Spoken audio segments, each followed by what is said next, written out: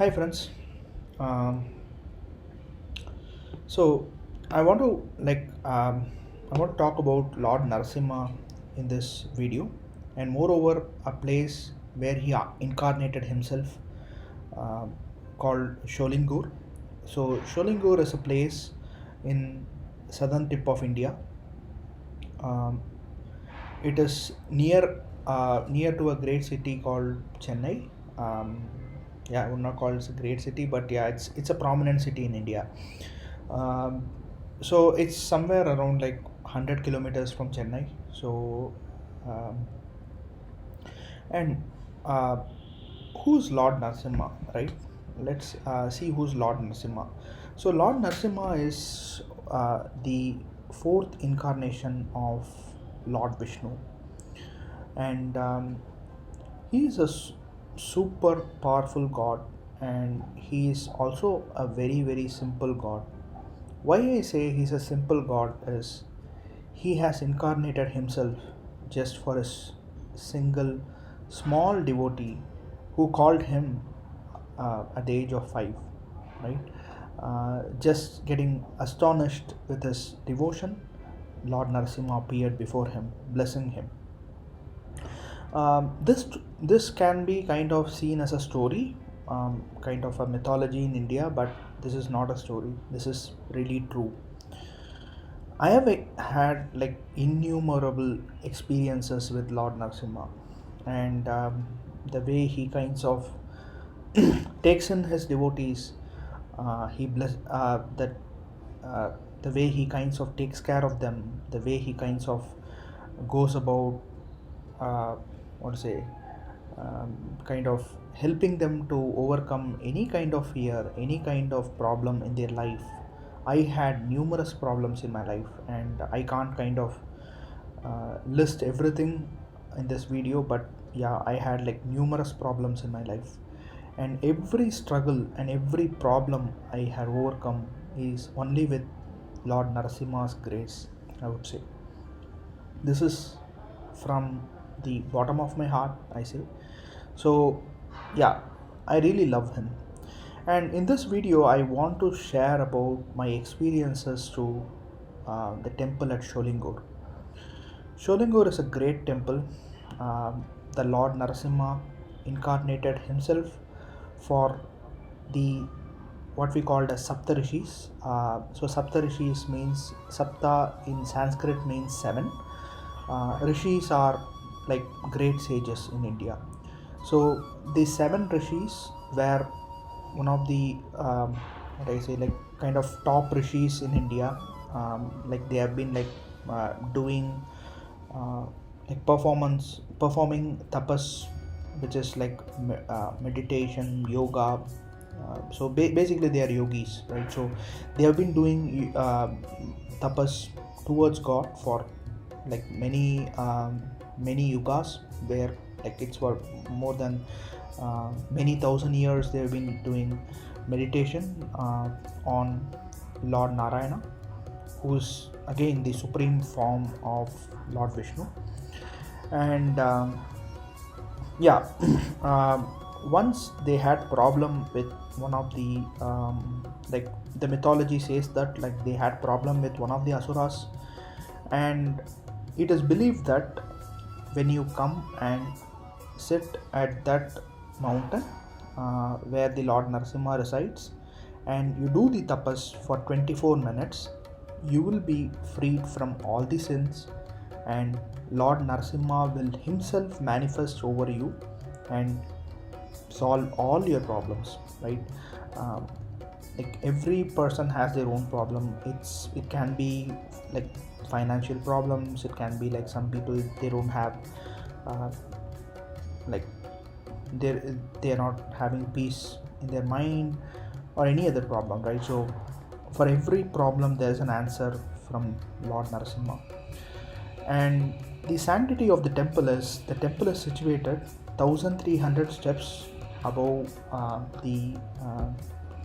above the ground level, and it's a mountain basically. So you need to climb the mountain, you need to climb the 1300 steps to get to Lord Narasimha. And it's a very thrilling and difficult journey, right? Why I say difficult is it's not about the steps, 1300, although it looks like a big number, but when you take like proper rest and like you climb, you're done, right? But the most important thing there is the monkeys there in the mountain, right? They trouble you to the most.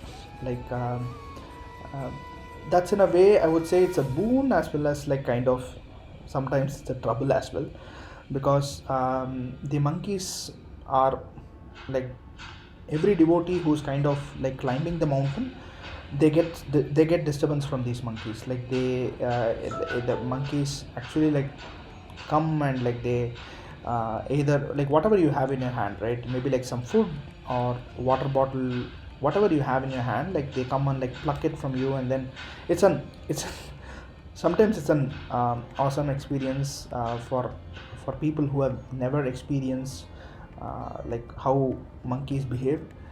Yeah.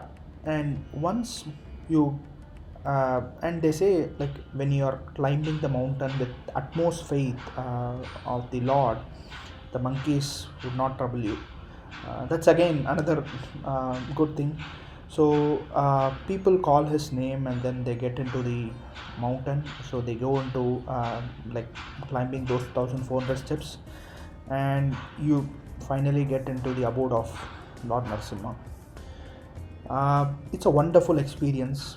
I say it for two things, right? One thing is um, the sanctity of the temple, the is really supreme.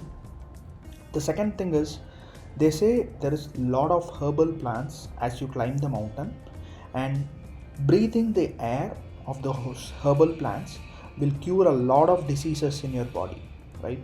So naturally you are getting cured of like many diseases that you can get. So an added advantage, right? And every time I get to the top of the mountain, I feel like probably I have a lot of peace, right? I can sit there and meditate forever until like the monkeys don't disturb me. Yeah, it's a wonderful place, right? So I feel probably everyone like should go to Sholingor and visit Lord Narasimha. And now let me come to the history of the temple, right? So what the Lord Narasimha is called in Sholingor is called the place by itself is called Kadiga Chalam. Kadiga Chalam means so Kadigan means like time. Chalam means place. So and it's also called Tirukadigai, right? So again, Tiru is a word that is given to give respect to places, and generally godly places we give respect and speak. So it's called also Tirukadigai. And let me say why a time has to be associated to a god, right? Like a god's place. So what why that name has come is like the Saptarishis I was talking about, like they were just meditating for 24 minutes on top of the mountain, um, um, like like making a great tapas towards Lord Narasimha, and Lord Narasimha appeared before them and granted the boons they wanted. And that is why it's believed that any person who is going to the top of the mountain, meditating or being there for even 24 minutes, really kind of like gets off of all his sins and he's freed from all his troubles. I have experienced this numerous times myself, and yeah, all the glory be to Lord Narasimha. And so this is one big mountain, right, where Lord Narasimha resides, and just beside that there is a small hill where Lord Hanuman resides. So Lord Hanuman is an ardent servant of Lord Rama, we know that.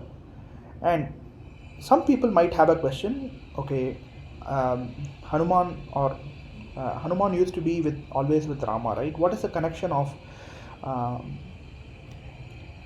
Lord Narasimha with Hanuman, right? Uh, there is a connection.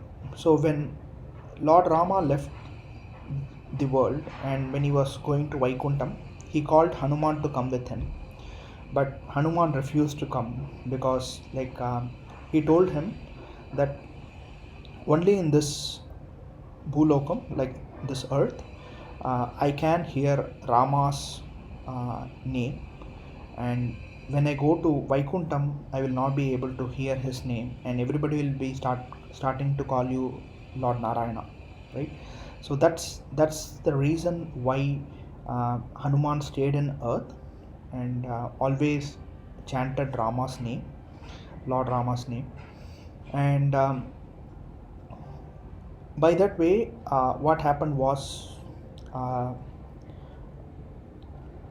there was asuras, like the demons, basically giving trouble to those like Saptarishis, and uh, Lord Narasimha asked Hanuman to kind of like be there and also take care of like any of the devotees and any of the asuras who are any of the basically take care of his devotees and also protect the rishis who are making the tapas for him, right?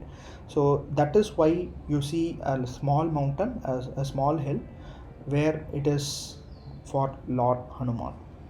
That Hanuman temple is also very very famous. That hill is just 400 steps, and that's also like a beautiful temple at the top of the hill. So anybody who is paying a visit to the Lord Narasimha's hill should also visit the Lord Hanuman's hill. And it's been believed that Lord Hanuman from like is still like the form of Hanuman is actually looking to like the holy feet of Lord Narasimha. That's how it's believed. And if you see in the small hill where Lord Hanuman's temple is there, so there is a small gate or opening from where it's believed till today that Lord Hanuman is seeing or is continuously meditating on the feet of Lord Narasimha. And I forgot to mention one thing. Lord Narasimha's wife, or Tayar we call, is um, her name is called Amrtavalli Tayar. Means she gives kinds of like nectar like boons, like she whatever people ask her, she gives nectar like boons. So Amrta means like nectar, and she gives boons like nectar. So that is why she's called Amrtavalli Tayar, and she is also a wonderful mother to everyone in this universe. So um, yeah, so this is something I definitely wanted to share with every one of you. uh, Whenever you get time, yeah, please go and visit the temple, like learn about the Lord. Yeah, he is a powerful, very very very powerful Lord.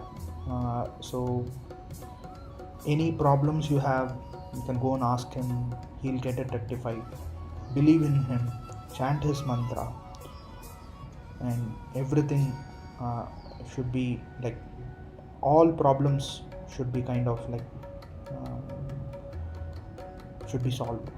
Yeah, so um, this is not just a video, I say, but this is more of a life experience for me, visiting multiple times Lord Narasimha and Sholingur, and yeah, I want the same kind of experience to be had by you all as well. So stay safe, stay blessed. So Om Namo Narayana, Om Namo Lord Narasimha.